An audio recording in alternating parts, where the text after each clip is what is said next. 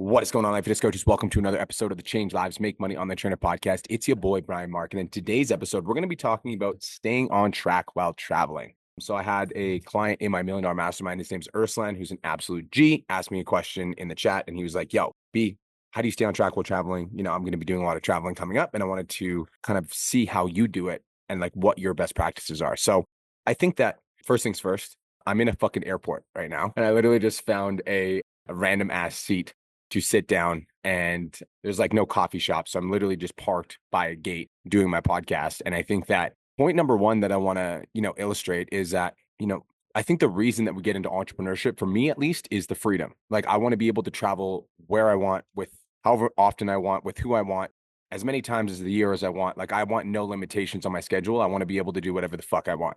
Like that's why I became an entrepreneur. It's like freedom. I want to be able to do what I want, when I want, however I want, and with no limitations. And I think that for that to be a reality, we need to understand that, especially in a business that requires a service, like we're talking about service-based online coaching businesses, like we have to understand that like there are certain responsibilities that are absolutely necessary. And it doesn't matter where I am or what I'm doing, or, how inconvenient or convenient it is, like I still get shit done. And, that the base premise that I want to operate from is the fact that like this podcast, I committed to doing 5 episodes a week, every week for you guys, no matter what. And it is, Sunday afternoon at 4 o'clock, and I'm going to be traveling until 1 in the morning. And tomorrow I've got a jam-packed day, and I know I'm not going to have time for the podcast. So I know that like that means that I need to do a podcast in the middle of the afternoon on a Sunday, which is not something I usually do. So point number one is understanding entrepreneurial responsibility.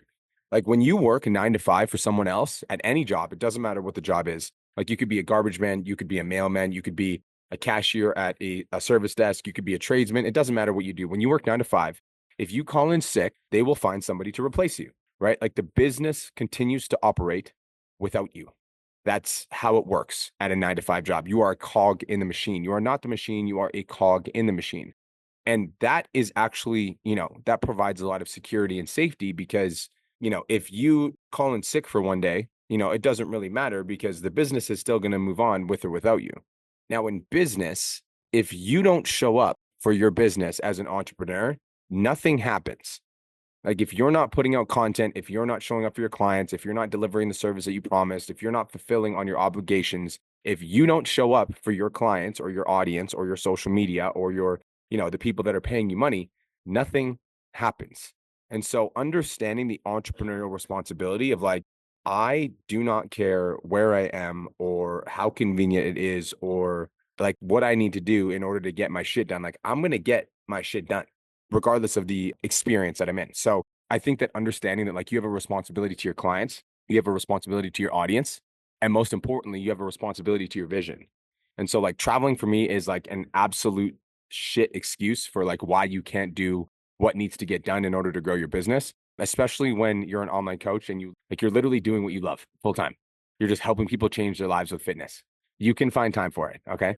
So that's like that responsibility means that like if you need to do a fucking podcast in the airport, do a podcast in the airport.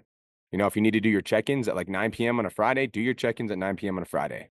Whatever you need to do in order to get your shit done, just get it done. And guys, while I've been traveling, I still didn't fucking miss like 3 posts a day, every day, 7 days a week. Doesn't matter if I'm speaking at an event, on an airplane, traveling all day. Like you can't catch me fucking slipping. It's just not going to happen. So that's the responsibility. Now, there's different levels to this integrity, and you just have to ask yourself what level you want to play at.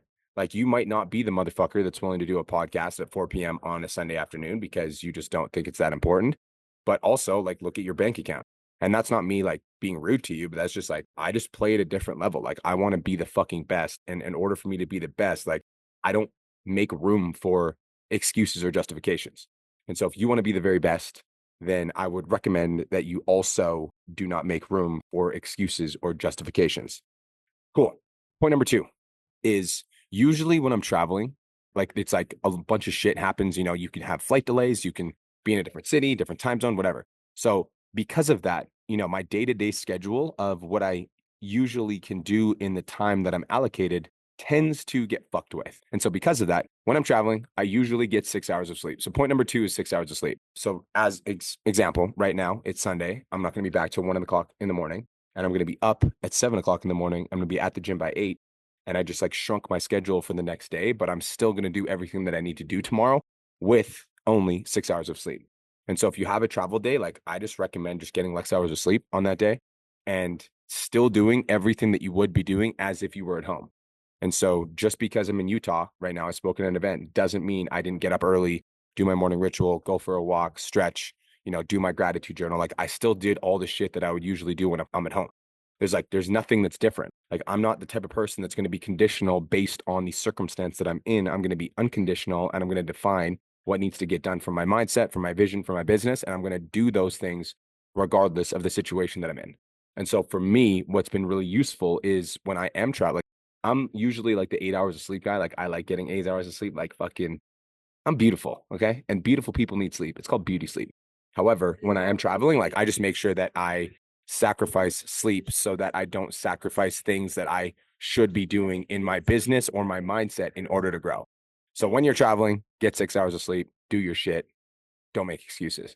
Cool. The third thing that I wanted to cover in regards to like how to stay on track with your business while traveling is defining your non-negotiable income generators. Now, there's certain things that you do in your business that absolutely fucking must be done. And there's certain things in your business that you do that are extra side projects. I'll give you some examples. So right now we are working on refilming every single video in the CLA, the 10K Mastermind, the Millionaire Mastermind. That's the goal. And when I'm at home and I have the extra time in the space, like doing those videos is very important to me. However, I'm also replying to my clients on a daily basis. I'm also doing my podcast. I'm also doing content. I'm also, I have meetings with my team.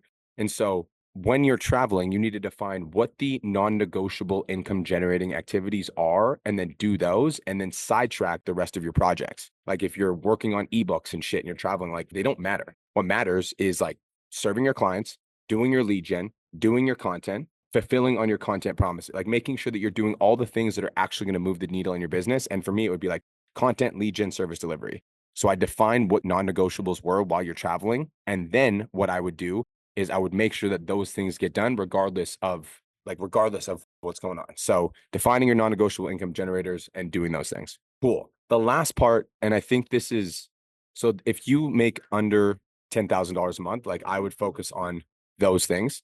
So number one, understanding the entrepreneurial responsibility. Just because you're traveling doesn't give you an excuse to take days off. Like I just, as somebody that's a high level entrepreneur, I just don't fucking fuck with that energy. That's just like, I make excuses every time I get to, like, I think that's a waste of space. The second thing is getting 6 hours of sleep, because usually when you're traveling, you've got a bunch of things that, will come up that aren't accounted for. And so in order to make up for those things, I will just get less sleep.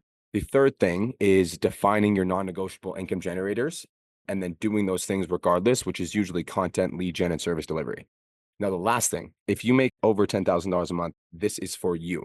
The bonus is to train your team effectively, because I'm able to go travel. And if I wanted to, I could take pretty much 2 days off with the exception of posting content, and my business would still run. I would still have people booking in for sales calls. I would still have people getting sold. I would still have clients that were getting served. I would still have people that were getting responded to because I've trained my team effectively. And so as you start scaling your business over $10,000 a month, you want to start allocating some of that revenue to start hiring people that can help you buy back your time so that you can do the things that you want to do. Like, don't get me wrong. I think there's a phase of your business where you absolutely must grind to get through a certain plateau. Like if you're under $10,000 a month, like literally bust your balls until you get over 10K. Once you get between 10 and 20K a month, that's when you need to start thinking about like, who do I need to hire in order to make my life easier? And then, you pay $1,000 to $2,000 a month to somebody that's going to buy back, 10 to 20 hours a week of your time. And now you can go traveling. You can spend time on the beach knowing that your clients are getting taken care of, the people in your life are getting taken care of, and like everything is going to continue to work regardless of you not being able to do it. So I think that training your team effectively is definitely one of the big needle movers if you're over $10,000 a month. So that is it. That is all. I hope everyone has the best day of their entire life. Thank you guys so much for tuning in. If you got value, make sure you're subscribed to the Change Lives Make Money Online Trainer podcast on Apple, Spotify, iTunes. Talk to you guys in the next episode. Peace. Thank you so much for tuning into today's episode. Hopefully you got some value. If you did, and you want to learn more about how me and my team can help you scale your online fitness business to $10,000 a month, DM me 10K on Instagram at TheRealBrianMark for more information, and I'll reach out to you to see if I can help you grow an online coaching business.